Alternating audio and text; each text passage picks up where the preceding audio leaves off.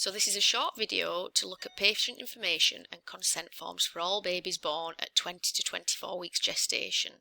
Kath's going to now talk us through each of the leaflets so that we know what to do when the situation arises.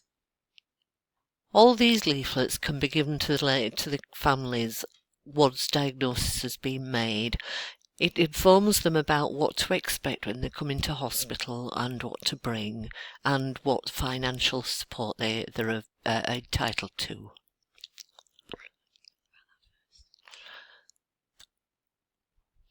Sorry.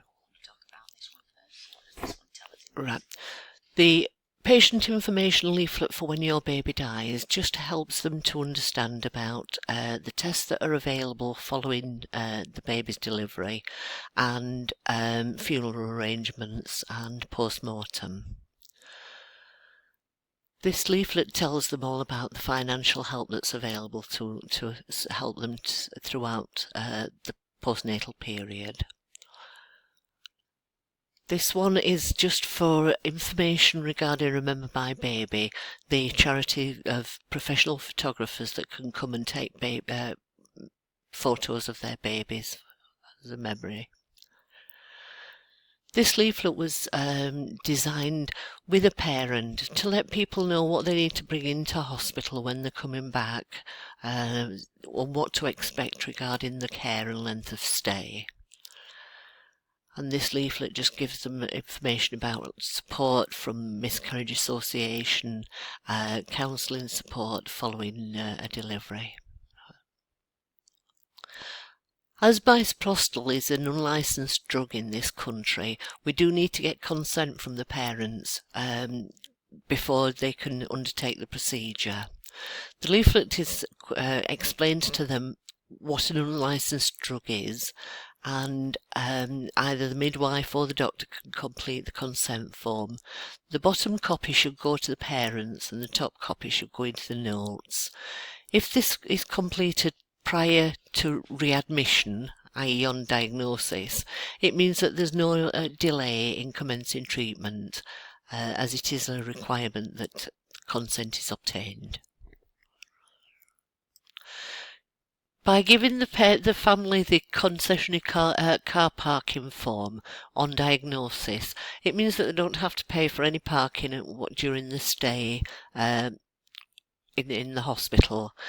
I usually give the form to them and make it valid for at least a week, so that covers the time of readmission, length of time that they are an inpatient, and if they want to come back and see the baby following delivery. The parental wishes form is how the parents want their baby to be cremated. Some parents don't want to be involved in a cremation at all. Usually this is the early miscarriages, but some of our ladies don't want to be involved at all. In this case, the babies would be boxed separately but would be taken together and cremated in a batch at Grenoside Crematorium. There is a special flower bed there at Grenoside within the Peter Pan garden where all the Bardsley baby ashes are scattered. So if a parent did come back at a later date and wanted to know where their baby was, that could be explained to them. Most of our ladies choose option 2, which is they want the hospital to make the arrangements and wish to attend. Some parents don't want to attend but do want to know when the cremation is, so this bit can be adapted just to make sure that they have their personal wishes followed. These babies are all cremated individually at Ardsley. We don't provide a service, but if they are allowed a 10-minute slot at the crematorium, and if they wanted to organise a chaplain of their own, or if a family member wants to say some words, they do have that time when they can do that. If they didn't want anyone to do any talking, then the crematorium would just play some background music that was suitable. The funeral director would pick up the baby and take it to the crematorium, and they would contact the parents once they've made the arrangements for the cremation. So a contact number for the parents needs to be put on there. The parents can have the ashes from the crematorium at Barnsley. They can't have the ashes if the baby is cremated at Grenoside, but any baby born cremated at Barnsley, they can collect the ashes. The crematorium will charge for the urn that they put the ashes in, but the most expensive one at present is about £20, so that's the only cost to the families. They do request that the ashes are picked up within 4 weeks, and if they haven't been picked up within 5 weeks, then the crematorium would scatter the ashes on the South Glade. The South Glade at the crematorium is where any baby ashes are scattered. So again, the parents may want the cremation. If they don't want the ashes, that is where where the ashes would be scattered, so that all the Barnsley babies are scattered together. And families can actually make their own arrangements for the cremation by approaching any funeral director who usually doesn't charge for a baby funeral. Under 24 weeks, the babies don't have any legal recognition, and it's possible that some families may want to take the baby home and bury the baby in the garden or some other place.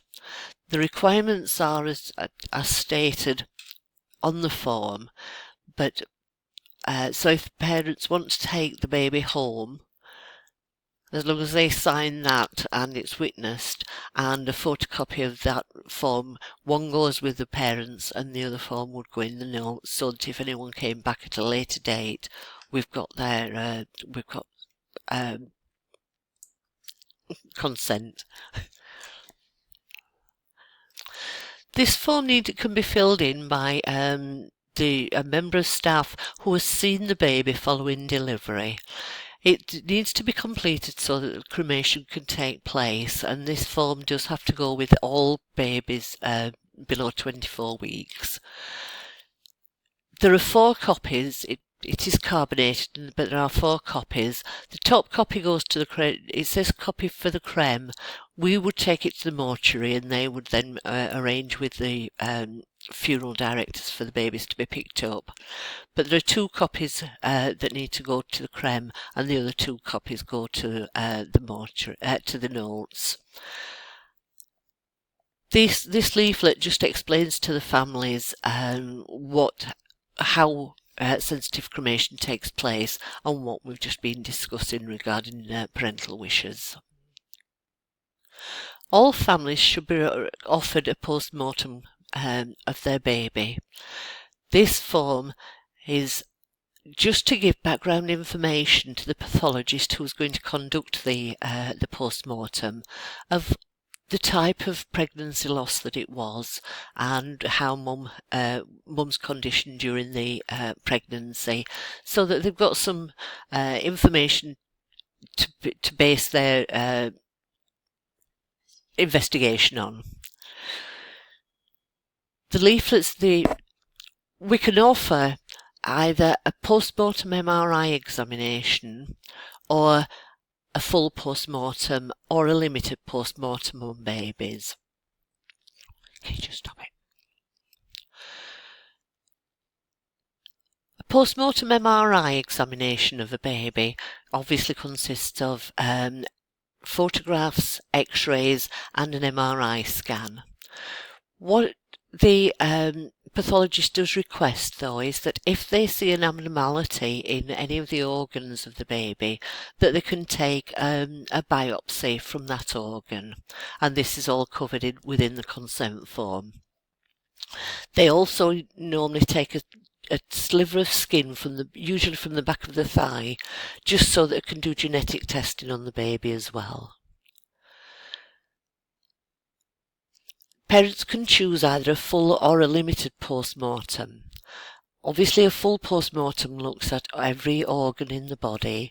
The organs are removed, weighed, measured, and examined macroscopically, and then slivers of tissue are taken from each organ so that it can be looked at microscopically. Parents can consent to what happens with the blocks and slides, which are used for taking the tissue samples, and when that all the organs are returned to the body before returning for cremation or burial. I forgot what I was going to say. And what about Yeah. The baby can come back and we can see it again, can't Yeah, there was just something else. Oh, they can also consent to a limited post-mortem. This instance would be if a baby if an abnormality had been picked up on a scan pre-delivery, say there was a cardiac problem, but parents had either were having a termination of pregnancy for the abnormality, or whether they'd continued the pregnancy. The parents may just want to confirm that there was that problem. In that instance, a limited post-mortem could take place of just the heart and lungs, and that is what they'd consent to, and no other organs would be disturbed or investigated. There is a third type of post-mortem, and that is a coroner's post-mortem, which would be undertaken if a baby was delivered at home without any medical assistance, and we didn't know whether the baby was stillborn or not.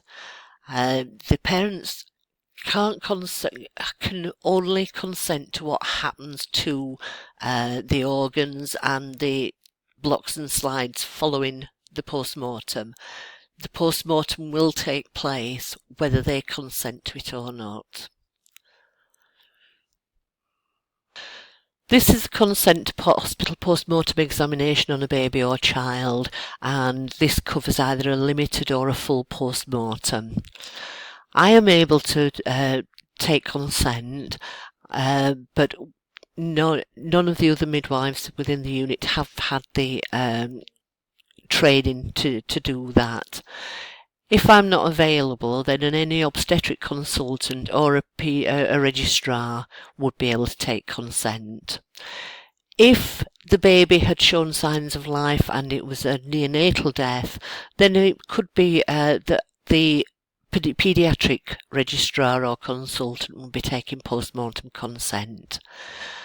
This consent form also covers any baby, so from a stillborn baby right up to a 16-year-old child.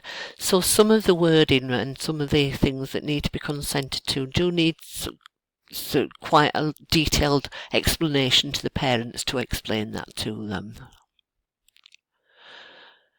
This card can be given to the parents. It just gives them some recognition that their baby was born and did exist, as these babies aren't registered and therefore they don't have a stillbirth certificate or a birth certificate. By sending this letter to the GP, it just gives him basic information about the family having been in. Some women have gone to the GPs a couple of weeks following delivery, and the GP has asked them how the pregnancy is going. As long as we've sent this letter, that isn't our problem, it's the GP's problem. He should have read his notes.